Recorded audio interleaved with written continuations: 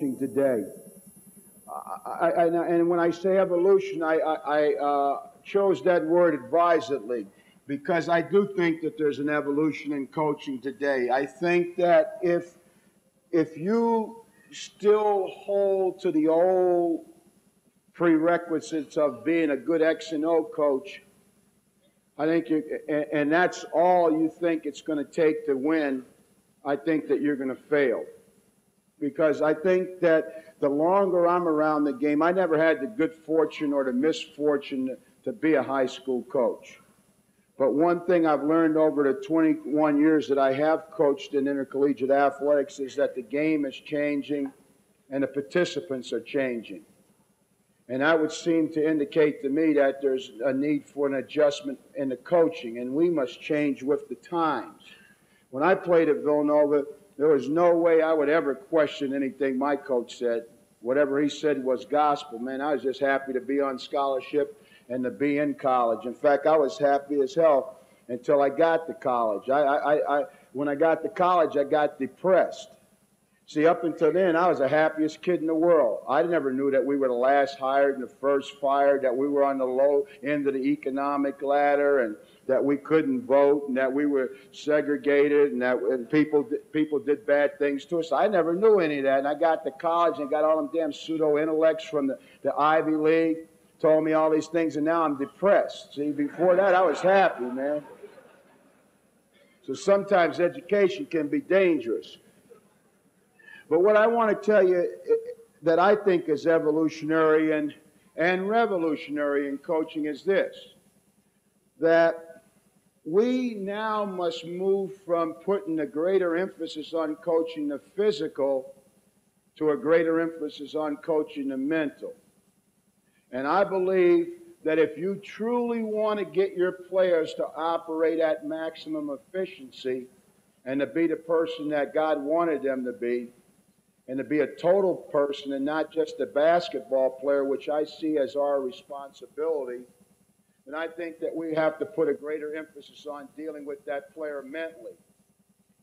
You hear so many guys say, this guy's a good coach and that guy's a bad coach. Whenever I hear someone say that to me, I always immediately ask them this: what's the criterion for establishing that guy's a good coach?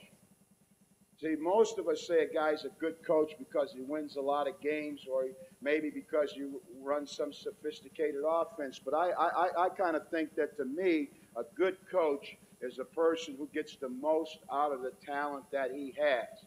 There are some guys that are getting their butts beat every year that are hell of a basketball coaches. And there's some guys that are winning 20 every year, and that don't mean that they're necessarily a good basketball coach.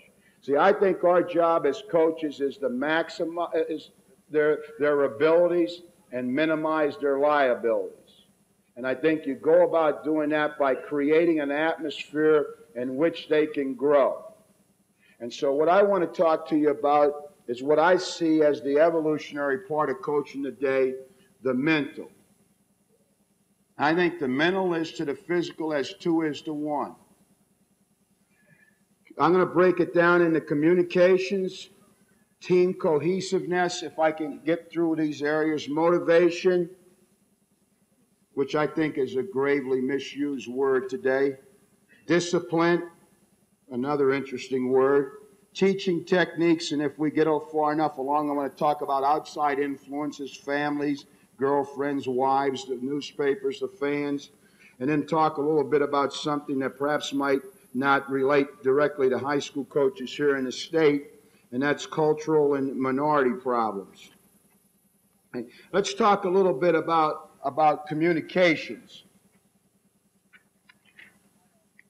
First thing that I always feel about communications is that if you're going to be able to effectively communicate, the first thing you have to have is a willingness to want to communicate.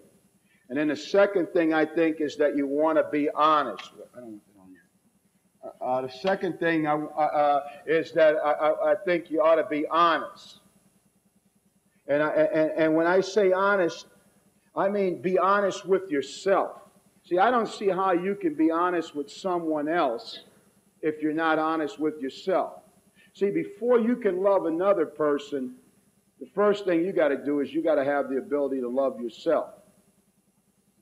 And I look around the world today at a lot of things that go on, and I wouldn't want some people in life to love me as much as they love themselves, because I don't think I could stand the hate. You see, so the first thing we have to do is learn to be honest with ourselves. And then I think the byproduct of being honest with ourselves is the ability to be honest with other people. And those people that we directly have to be honest with on a day-to-day basis are the young people that we coach. I don't see anything wrong with admitting to the players that if you make a mistake. If I do something in practice and I make a mistake, I just tell them. I say, hey, that was my fault. I screwed that one up. I made a mistake. I don't try to BS them. Because first of all, kids today are far more intelligent than we give them credit for. They know that you were wrong, so why try to kid them? Just be open and frank with them. Say, hey, I made a mistake. I've had games over the years where I came in after the game and I told the players that I apologized to them, that I didn't do a good job on preparing you for this game. And so I'll take tonight's loss because I didn't do a good job of getting you ready for the game. I believe in trying to be open and upfront with the kids. You hear coaches say, my door is always open. Well, in fact, the door might be open, but if you don't create an atmosphere by which that player thinks that he can come in and talk to you, and more importantly, that you're going to listen to him, and even more important, that you're going to come up with a viable solution to his problem, then the door might as well be shut. And then on the other hand, you can shut your door every day.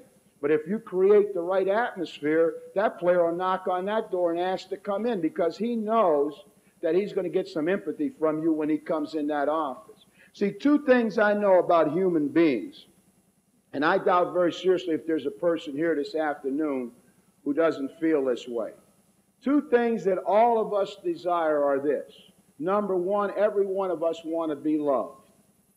And number two, all of us want to be appreciated. So what makes us think that our players are any different? Our players want to be loved, and our players want to be appreciated. And sometimes we need to put our arm around them and tell them that we love them. And sometimes we need to tell them that we appreciate them. And see, you hear coaches say, I coach all my kids the same. That guy's a fool. Because you can't coach all your kids the same.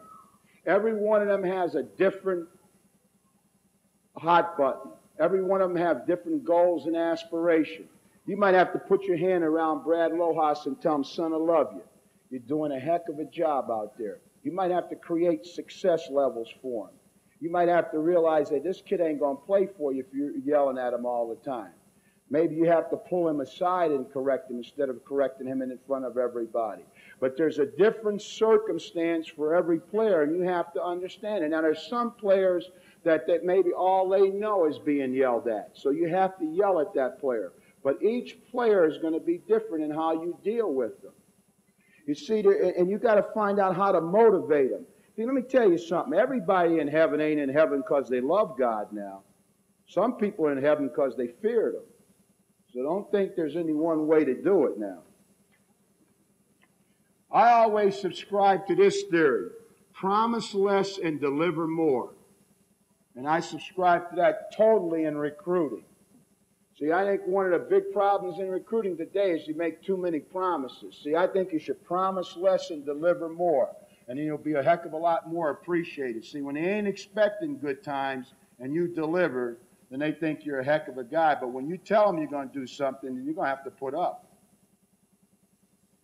You know, it's like I keep a sign in my den at home. It says, give me a fish and I eat today, but teach me to fish and I eat forever.